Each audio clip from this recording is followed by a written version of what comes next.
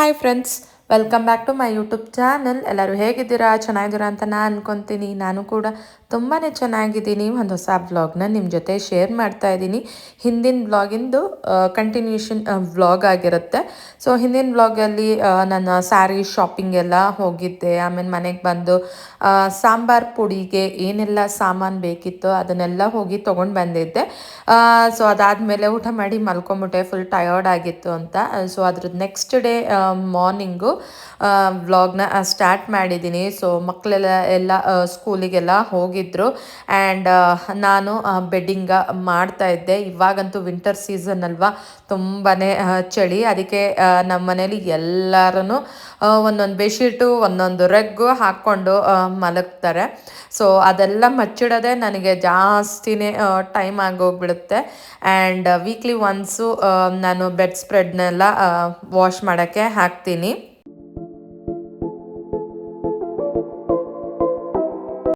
ನಮ್ಮತ್ತೆ ತಿಂಡಿಗೆ ಶಾವಿಗೆ ಉಪ್ಪಿಟ್ಟನ್ನ ಮಾಡಿದರು. ಆ್ಯಂಡ್ ನನ್ನ ಹಸ್ಬೆಂಡು ಕೂಡ ಬೇಗ ಹೋಗಬೇಕಿತ್ತು. ಅವರು ರಾತ್ರಿಯೇ ಹೇಳಿರ್ತಾರೆ, ನಾನು ಇವತ್ತು ಆಫೀಸ್ಗೆ ಬೇಗ ಹೋಗಬೇಕು, ಲೇಟಾಗಿ ಹೋಗ್ತೀನಿ, ಇಲ್ಲ ಅಂದರೆ ವರ್ಕ್ ಫ್ರಮ್ ಹೋಮ್ ಮಾಡ್ತೀನಿ ಅಂತ ಹೇಳ್ತಾರೆ. ಸೊ ಅದರಂತೆ ನಾವು ಬಾಕ್ಸ್ನೆಲ್ಲ ರೆಡಿ ಮಾಡ್ತೀವಿ. ಸೊ ಅವ್ರ ಬಾಕ್ಸಿಗೆ ನಾವು ಅನ್ನ ಸಾಂಬಾರು ಮತ್ತು ಮೊಸರನ್ನ ಹಾಕಿ ಕೊಟ್ಟು ಕಳಿಸ್ತೀವಿ. ಯೂಶ್ವಲಿ ಅವರಿಗೆ ರೈಸೇ ಬಾಕ್ಸಿಗೆ ಹಾಕಿ ಕಳಿಸೋದು. ಬೆಳಗ್ಗೆ ಹೊತ್ತು ತಿಂಡಿ ತಿಂದ್ಕೊಂಡು ಹೋಗ್ತಾರೆ. ಸೊ ತಿಂಡಿ ಎಲ್ಲ ಆಗಿ ಅವರು ಹೊರಟರು. ಆ್ಯಂಡ್ ನಮ್ಮತ್ತೆ ಸ್ನಾನ ಎಲ್ಲ ಮಾಡಿ ಪೂಜೆ ಮಾಡೋಕ್ಕೆ ಅವರು ಸ್ನಾನಕ್ಕೆ ಹೋಗಿದ್ರು. ಆ್ಯಂಡ್ ನಾನು ಪಾತ್ರೆ ಎಲ್ಲ ತೊಳೆದು ಏನೇನು ಇರುತ್ತೋ ಅದೆಲ್ಲ ವಾಶ್ ಮಾಡಿ ಅಡುಗೆ ಮನೆ ಎಲ್ಲ ಕ್ಲೀನ್ ಮಾಡ್ತಾಯಿದ್ದೆ. ನನಗೇನಂದರೆ ತಿಂಡಿ ಎಲ್ಲ ಆದ ತಕ್ಷಣವೇ ಅಡುಗೆ ಮನೆಯೆಲ್ಲ ನೀಟಾಗಿ ಕ್ಲೀನ್ ಆಗಬೇಕು. ಇಲ್ಲಾಂದ್ರೆ ಅಯ್ಯೋ ಇನ್ನೂ ಅದೊಂದು ಪೆಂಡಿಂಗ್ ಇದೆಯಲ್ಲ ಅಂತ ಅನ್ನಿಸ್ತಾ ಇರುತ್ತೆ. ಸೊ ನೀಟಾಗಿ ಕ್ಲೀನ್ ಮಾಡಿಬಿಟ್ರೆ ಅದೊಂದು ಕೆಲಸ ಮುಗಿಯುತ್ತೆ. ಸೊ ಒಂದು ಕಡೆಯಿಂದ ಎಲ್ಲ ಕ್ಲೀನ್ ಮಾಡ್ಕೊಂಡು ಬರ್ತೀನಿ. ಸೊ ಶೆಲ್ಫ್ ಎಲ್ಲ ಒರೆಸಾದ್ಮೇಲೆ ಪಾತ್ರೆಗಳೆಲ್ಲ ಇತ್ತಲ್ಲ ಅದನ್ನೆಲ್ಲ ವಾಶ್ ಮಾಡ್ತಾ ಇದ್ದೆ. ಪಾತ್ರೆಗಳನ್ನೆಲ್ಲ ಟಬ್ಬಿಗೆ ಹಾಕ್ಬಿಡ್ತೀನಿ. ಸೊ ನೀರೆಲ್ಲ ಚೆನ್ನಾಗಿ ಇಳಿದ್ಮೇಲೆ ಸ್ವಲ್ಪ ಹೊತ್ತು ಬಿಟ್ಟಾದಮೇಲೆ ನಾನು ಪಾತ್ರೆಗಳನ್ನೆಲ್ಲ ಜೋಡಿಸೋದು. ನಾನು ಡೈಲಿ ಗ್ಯಾಸ್ ಸ್ಟವ್ನ ಒರೆಸ್ತೀನಿ. ಒಂಚೂರು ವಿಮ್ ಡ್ರಾಪಲ್ಲಿ ಎಲ್ಲ ನೀಟಾಗಿ ಒರೆಸ್ಬಿಟ್ಟು ಆಮೇಲೆ ಹಸಿ ಬಟ್ಟೆಯಲ್ಲಿ ಒರೆಸಿ ಒಣ ಬಟ್ಟೆಯಲ್ಲಿ ಒರೆಸ್ಬಿಟ್ರೆ ನೀಟಾಗಿ ಅನಿಸುತ್ತೆ. ಆ್ಯಂಡ್ ನೆಕ್ಸ್ಟ್ ಡೇ ದೋಸೆ ಮಾಡಬೇಕು ಅಂತ ಅಂದ್ಬಿಟ್ಟು ನಮ್ಮತ್ತೆ ದೋಸೆಗೆ ಅಕ್ಕಿನ ನೆನಾಕ್ತಾಯಿದ್ರು. ಸೊ ಅದನ್ನು 2-3 ಟೈಮ್ಸ್ ಚೆನ್ನಾಗಿ ವಾಶ್ ಮಾಡಿದ್ರೆ ದೋಸೆ ಬೆಳ್ಳಗೆ ಚೆನ್ನಾಗಿ ಬರುತ್ತೆ ಅಂತ. ಸೊ ಊರಿಂದನೇ ದೋಸೆ ಅಕ್ಕಿ ಎಲ್ಲ ತರ್ತಾರೆ. ಆ್ಯಂಡ್ ಸಾಂಬಾರ್ ಪುಡಿಗೆ ಸಾಂಬಾರು ಬೀಜ ಮತ್ತು ಸಾಮಾನೆಲ್ಲ ತಂದಿದ್ನಲ್ಲ, ಸೊ ಅದನ್ನೆಲ್ಲ ನಮ್ಮತ್ತೆ ಹುರಿಬೇಕು ಅಂತ ಸ್ಟಾರ್ಟ್ ಮಾಡಿದರು. ಸೊ ಫಸ್ಟು ಸಾಂಬಾರು ಬೀಜನ ಹುರಿತಾ ಇದ್ರು. ಸೊ ಎಲ್ಲಾನು ಕ್ಲೀನ್ ಡೇ ಆದರೂ ಒಂದ್ಸತಿ ಎಲ್ಲ ಕೇರ್ತಾ ಇದ್ರು. ಫ್ರೆಂಡ್ಸ್, ನಿನ್ನೆ ಸಾಂಬಾರ್ ಪುಡಿಗೆ ಎಲ್ಲ ಅಂಗಡಿಯಿಂದ ತಗೊಂಡ್ ಬಂದಿದ್ದೆ. ಇವಾಗ ನಮ್ಮತ್ತೆ ಒಂದೊಂದಾಗಿ ಎಲ್ಲ ಹುರಿತಾ ಇದ್ದಾರೆ. ಸೊ ಅದನ್ನ ರೆಸಿಪಿನ ಶೇರ್ ಮಾಡೋಣ ಅಂತ ಅಂದ್ಬಿಟ್ಟು ಮಾಡ್ತಾ ಇದ್ದೀನಿ. ಸೊ ಫಸ್ಟ್ 1 kg ಸಾಂಬಾರ್ ಪುಡಿನ ಅರ್ಧ kg ಆಗಿ ಹುರಿತಾ ಇದ್ದಾರೆ ಸಾಂಬಾರ್ ಬೀಜನ. ಸೊ ಇದು ಆಲ್ಮೋಸ್ಟ್ 1 ವರ್ಷ ಬರುತ್ತೆ ಅಲ್ವಾ? ನಾನು ಆಲ್ರೆಡಿ ಹೇಳಿದ್ದೆ 1 ವರ್ಷ ಬರುತ್ತೆ ಅಂತ ಅಂದ್ಬಿಟ್ಟು. 1 kg ಸಾಂಬಾರ್ ಬೀಜನ ಮಾಡಿದ್ರೆ ಸಾಂಬಾರ್ ಪುಡಿಗೆ ಅದಕ್ಕೆ ಹಾಕ ಕಾಳು ಬೇಳೆ ಚಕ್ಕೆ ಮಗು ಅದೆಲ್ಲ ಸೇರಿ 2 kg 3 kg ತಗೋತಾರೆ. ಹೌದಾ? ಸೊ ಅದು ಜೀರಿಗೆ ಸಾಸಿವೆ ಅದೆಲ್ಲ ಆ್ಯಡ್ ಮಾಡಿದ್ರೆ ಒಂದು 2 kg ಆಗುತ್ತಾ? 2 kg ಆಗುತ್ತೆ. ಸೊ ಆ ಕಡೆ ಅರ್ಶಿನ ಕೊಂಬನ್ನ ಇದು ಮಾಡ್ತಾ ಇದ್ದಾರೆ, ಹುರಿತಾ ಇದ್ದಾರೆ. ಆ್ಯಂಡ್ ಹಿಯರ್ ಸಾಂಬಾರ್ ಬೀಜನ.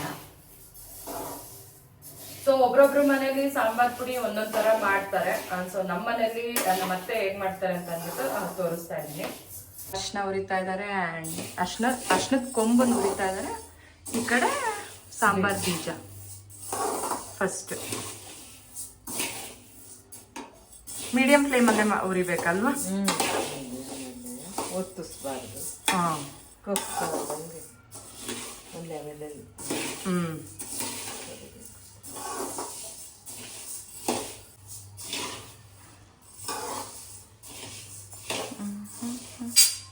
ಇಷ್ಟು ಹುರಿದ್ರೆ ಸಾಕು. ಓ ಸೌಂಡ್ ಆಗ್ತಾ ಇದೆ ಅರ್ಶಿದ್ಕೊಂಡು.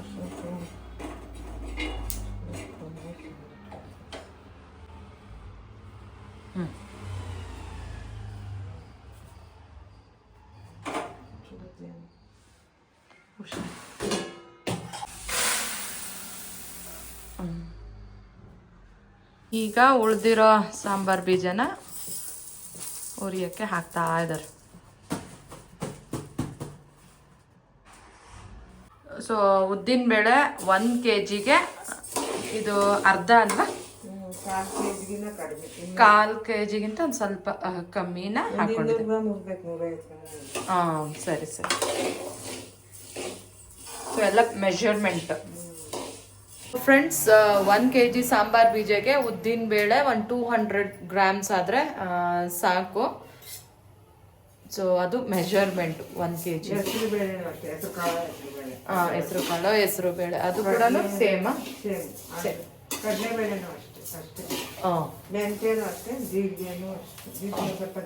ಜಾಸ್ತಿ ಹಾಕ್ತೀನಿ. ಓಕೆ.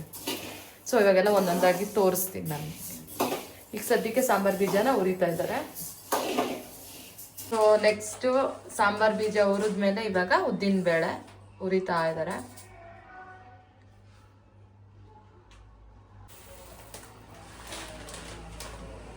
ಇದು ಕೂಡ 3/4 ಲೋಟ ಅಷ್ಟೇ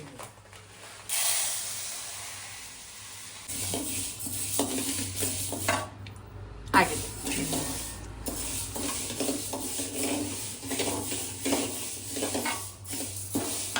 ಕೆಂಪು ಬರೋವರೆಗೂ ಅದೇ ಮಾಡಿ. ಈಗ ನೆಕ್ಸ್ಟ್ ಮೆಂತ್ಯನೂ ಕೆಂಪುಗಾಗಿ ಹೊಡಿಬೇಕಲ್ಲ. ಇದು ಕೂಡ 3/4 ಲೋಟ. ಉದ್ದಿನ ಬೇಳೆನೂ ಅಷ್ಟೇ 3/4 ಲೋಟ ಆಲ್ಮೋಸ್ಟ್.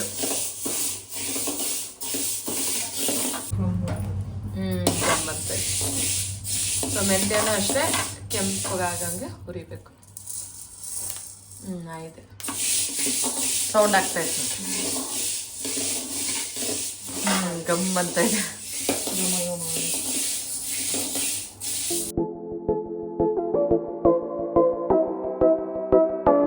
ಕಡಲೆಬೇಳೆನೂ ಕೂಡ 3/4 ಲೋಟ.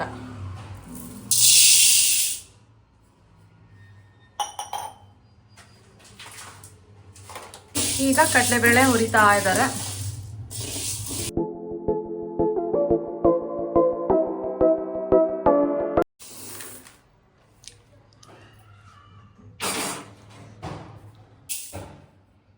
ನೆಕ್ಸ್ಟ್ ಹೆಸರು ಕಾಳಾರು ಹಾಕ್ಬೋದು, ಹೆಸರು ಬೇಳೆಯಾರು ಹಾಕ್ಬೋದು.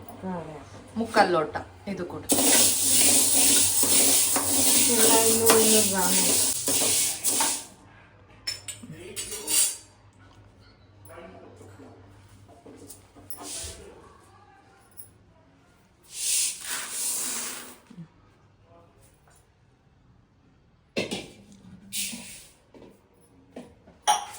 ಈಗ ನೆಕ್ಸ್ಟ್ ಜೀರಿಗೆ 1 ಲೋಟ ಅಲ್ವಾ, 1/4 kg ಅಷ್ಟು. ಜೀರಿಗೆ ಹಾಕಿದಷ್ಟು ಟೇಸ್ಟ್ ಜಾಸ್ತಿ. ಫ್ರೆಂಡ್ಸ್ ಇದೇನು ಆರ್ಡರ್ ವೈಸೇ ಉರಿಬೇಕು ಅಂತೇನಿಲ್ಲ. ಫಸ್ಟ್ ಸಾಂಬಾರ್ ಬೀಜ ಆದ್ಮೇಲೆ ಯಾವ್ದು ಬೇಕಾದ್ರೂ ಉರಿಬೋದು ಅಲ್ವಾ. ಸಾಸಿವೆ, ಜೀರಿಗೆ, ಹೆಸರು ಕಾಳು ಯಾವ್ದು ಬೇಕಾದ್ರೂ ಉರಿಬೋದು. ಈಗ ಜೀರಿಗೆನ ಉರಿತಾ ಇದ್ದಾರೆ.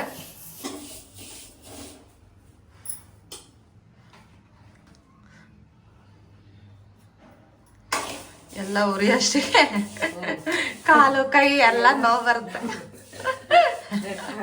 ನೆಟ್ಟಗಾಗತ್ತೆ. ತಕ್ಕಂಡು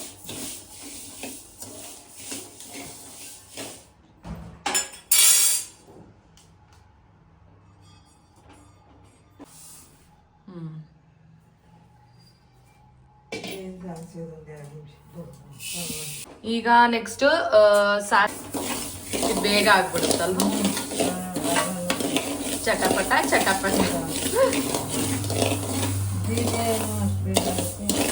ಅದೇ ಸಾಸಿವೆನೂ ಬೇಕಾಗುತ್ತೆ. ಸಾಸಿವೆ ಆಯ್ತು.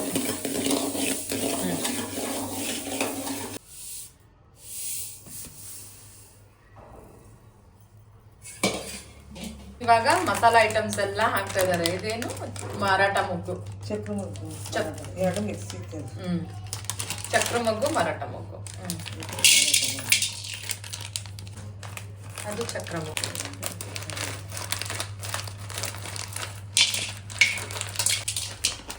ಎಲ್ಲ 50 ಗ್ರಾಮ್ಸ್ ತಗೊಂಡು ಬಂದಿದ್ದೆ. ಸೊ ಎಲ್ಲ ಹಾಕ್ತಾ ಇದ್ದಾರೆ 50 ಗ್ರಾಮ್ಸ್, ಚೆನ್ನಾಗಿರುತ್ತೆ ಅಂತ.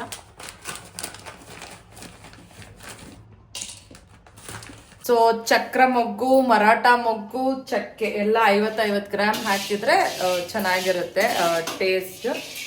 ಇವಾಗ ಉರಿತಾ ಇದ್ದಾರೆ. ಏಲಕ್ಕಿ ಒಂದು 20 ಗ್ರಾಮ್ಸ್ ಆದ್ರೆ ಸಾಕು. ಅದೇನು ಉರಿಯಲ್ಲ ಅಲ್ವಾ, ಅದನ್ನೇನು ಉರಿಯಲ್ಲ, ಹಂಗೆ ಹಾಕ್ತಾರಂತೆ. ಬಿಡಿಸಿ ಹಾಕ್ಬೇಕು.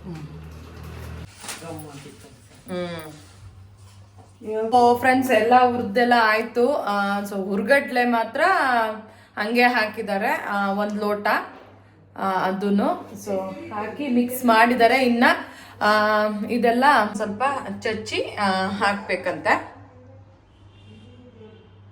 ನೆಕ್ಸ್ಟ್ ಕರ್ಬೇವಿನ ಸೊಪ್ಪು ಹುರಿಬೇಕು. ಮಕ್ಕಳು ಕೂಡ ಬಂದ್ರು. ಸೊ ಅದಕ್ಕೆ ಅವ್ರಿಗೆ ಶಾವಿಗೆ ಉಪ್ಪಿಟ್ಟನ್ನ ತಿನ್ನಿಸ್ತಾ ಇದ್ದಾರೆ ಮತ್ತೆ. ಸೊ ಅದಾದ್ಮೇಲೆ ಸೊ ಅದನ್ನ ಸ್ವಲ್ಪ ಹುರಿದ್ಬಿಟ್ಟು ಇವತ್ತ ಇಲ್ಲ ನಾಳೆನ ಹೋಗ್ತೀನಿ ಮಿಷಿನ್ಗೆ ಹಾಕ್ಸಕ್ಕೆ. ಓಹೋ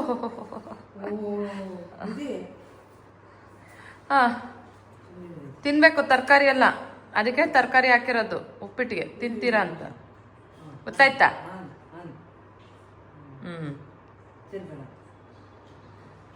ಮಕ್ಕಳಿಗೆ ಉಪ್ಪಿಟ್ಟೆಲ್ಲ ತಿನ್ಸೆಲ್ಲ ಆದಮೇಲೆ ಸೊ ಎಲ್ಲ ಮಸಾಲ ಐಟಮ್ಸ್ ಎಲ್ಲ ಇರುತ್ತಲ್ಲ ಅದನ್ನೆಲ್ಲ ಚೆನ್ನಾಗಿ ಚಚ್ಚಿ ಹಾಕಿದ್ರು. ಆ್ಯಂಡ್ ಕರ್ಬೇವಿನ ಸೊಪ್ಪು ಸ್ವಲ್ಪ ಜಾಸ್ತಿನೇ ಹಾಕಿದರೆ ಟೇಸ್ಟ್ ಜಾಸ್ತಿ ಅಂತ ಅದನ್ನು ಸಹ ಹುರಿದು ರೆಡಿ ಮಾಡಿ ಇಟ್ಟಿದ್ರು.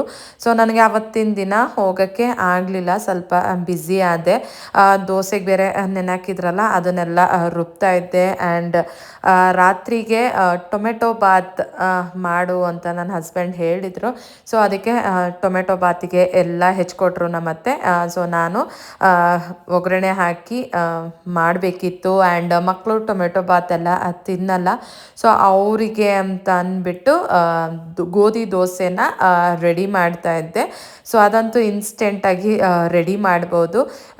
ಸ್ವಲ್ಪ ಗೋಧಿ ಹಿಟ್ಟು, ಚಿರೋಟಿ ರವೆ ಇಲ್ಲ ಉಪ್ಪಿಟ್ಟಿನ ರವೆ ಹಾಕಿಬಿಟ್ಟು ಚೆನ್ನಾಗಿ ಮಿಕ್ಸ್ ಮಾಡಿ ಉಪ್ಪು ಹಾಕಿ ಒಂದು 2 ಅವರ್ಸ್ ಬಿಟ್ಟು ಹಾಕಿದರೆ ತುಂಬಾ ಚೆನ್ನಾಗಿ ಬರುತ್ತೆ. ನನ್ನ ಮಕ್ಳಿಗೆ ತುಂಬಾ ಇಷ್ಟ. ತುಪ್ಪ ಹಚ್ಚಿ ಕೊಟ್ಟರೆ ಆರಾಮಾಗಿ ತಿಂತಾರೆ. ಸೊ ಇವಾಗ ಟೊಮೆಟೊ ಬಾತು ಬೇಗನೆ ಮಾಡಿಬಿಡ್ಬೋದು ಆ್ಯಂಡ್ ತುಂಬಾ ಟೇಸ್ಟಿಯಾಗಿ ಚೆನ್ನಾಗಿರುತ್ತೆ. ಸೊ ತುಂಬ ಹಿಂದೆ ಈ ವ್ಲಾಗ್ನ ಶೇರ್ ಮಾಡಿದ್ದೆ ಟೊಮೆಟೊ ಬಾತ್ ಯಾವ ಥರ ಮಾಡೋದು ಅಂತ. ಸೊ ಒಗ್ಗರಣೆಗೆ ಸಾಸಿವೆ, ಜೀರಿಗೆ, ಶುಂಠಿ ಬೆಳ್ಳುಳ್ಳಿ ಪೇಸ್ಟು, ಕರ್ಬೇವಿನ ಸೊಪ್ಪು, ಕಡಲೆ ಬೀಜ ಮಧ್ಯದ ಸಿಕ್ಕಿದ್ರೆ ಚೆನ್ನಾಗಿರುತ್ತೆ ಅಂತ ಅದನ್ನು ಸ್ವಲ್ಪ ಹಾಕಿದ್ದೆ.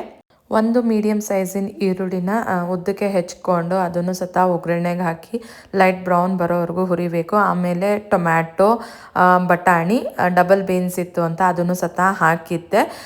ಸೊ ನಾನು ರುಬ್ಬಕ್ಕೆ ಕಾಯಿ ತುರಿ ಅದೆಲ್ಲ ಏನೂ ಹಾಕಲ್ಲ, ಡೈರೆಕ್ಟಾಗಿ ಹಾಗೇ ಹಾಕ್ಬಿಡ್ತೀನಿ. ಖಾರದ ಪುಡಿ, ಸಾಂಬಾರು ಪುಡಿ, ತೆಂಗಿನಕಾಯಿ ತುರಿ, ಸ್ವಲ್ಪ ರುಚಿಗೆ ತಕ್ಕಷ್ಟು ಉಪ್ಪು, ಅಕ್ಕಿ ಹಾಕಿ 3 ಸತಿ ವಿಷಲ್ ಕೂಗಿಸಿದ್ರೆ ಬಿಸಿ ಬಿಸಿ ಟೊಮೆಟೊ ಬಾತ್ ರೆಡಿ ಆಗುತ್ತೆ. ತುಂಬಾ ಟೇಸ್ಟಿಯಾಗಿ ಚೆನ್ನಾಗಿರುತ್ತೆ. ನೀವು ಒಂದು ಸತಿ ಟ್ರೈ ಮಾಡಿ. ಸೊ ಅದ್ರದ್ದು ನೆಕ್ಸ್ಟ್ ಡೇ ಮಧ್ಯಾಹ್ನ ಸ್ವಲ್ಪ ಫ್ರೀ ಆಗಿದ್ದೆ, ಹೋಗಿ ಮಿಲ್ ಹಾಕಿಸ್ಕೊಂಡು ಬಂದೆ. ಸೊ ಅದನ್ನು ಸ್ವಲ್ಪ ಹೊತ್ತು ಹಂಗೆ ನ್ಯೂಸ್ ಪೇಪರ್ ಮೇಲೆ ಹರಡಿ ಆಮೇಲೆಲ್ಲ ಜರಡಿ ಮಾಡಾದಮೇಲೆ ಡಬ್ಬಕ್ಕೆ ತುಂಬಿ ರೆಡಿ ಮಾಡಿಟ್ಟಿದ್ರು. ಸೊ ಈ ರೀತಿ ನಮ್ಮ ಮನೇಲಿ ಸಾಂಬಾರು ಪುಡಿ ಮಾಡಿದ್ರು.